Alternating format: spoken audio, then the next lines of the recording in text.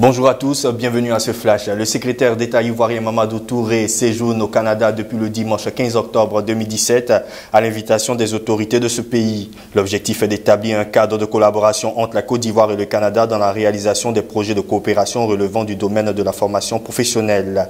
Cette mission a été ponctuée par la signature d'une importante convention dans le cadre d'une coopération avec le Collège d'enseignement général et professionnel de Trois-Rivières le 16 octobre 2017. En économie, la 11e Assemblée générale de la Fédération interafricaine des assureurs conseils se tient du lundi 16 au mercredi 18 octobre 2017 dans la ville de Douala au Cameroun. Les travaux de cette importante rencontre continentale du secteur des assurances a pour thème le courtier d'assurance à l'heure de la microassurance et de la digitalisation.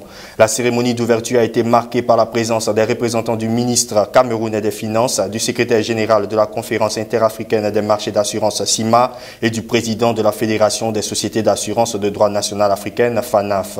Notons que la Côte d'Ivoire prend part à cette rencontre des assureurs. En économie, une importante mission économique de la Belgique, deuxième importateur européen de produits de Côte d'Ivoire, est attendue le lundi 23 octobre 2017 à Abidjan pour affermir les échanges commerciaux entre les deux pays. Cette visite se fera en présence de la princesse Astrid qui a sa deuxième visite en Afrique subsaharienne. Rappelons que la Côte d'Ivoire est le 65e client de la Belgique et son 45e fournisseur pour des échanges qui ont atteint 1 milliard d'euros en 2016 selon les chiffres officiels.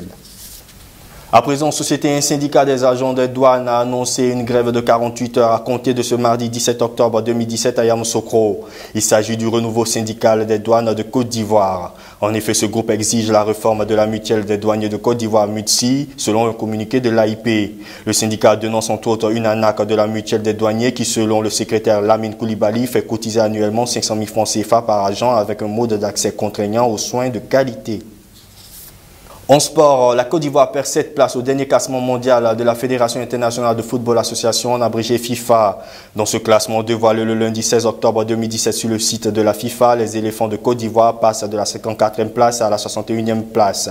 Ils paient ainsi le prix de leur mauvaise performance durant les éliminatoires du mondial 2018.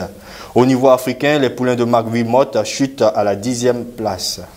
Lundi 16 octobre 2017, deux importants dirigeants indépendantistes catalans ont été emprisonnés pour sédition.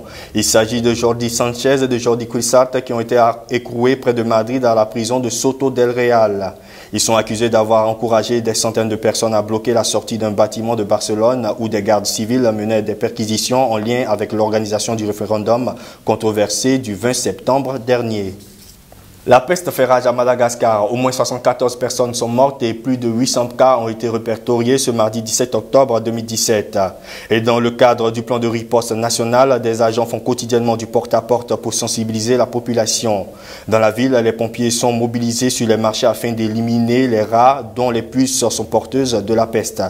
Mais dans l'une des capitales les plus pauvres du monde, l'hygiène se heurte invraisemblablement à la pauvreté.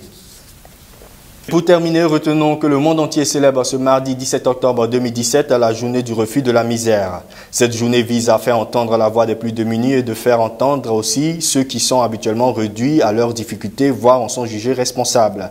Cette initiative est née du père Joseph Wernitzky et de celle de plusieurs milliers de personnes de tous les milieux qui se sont rassemblés sur le parvis des droits de l'homme à Paris en 1987.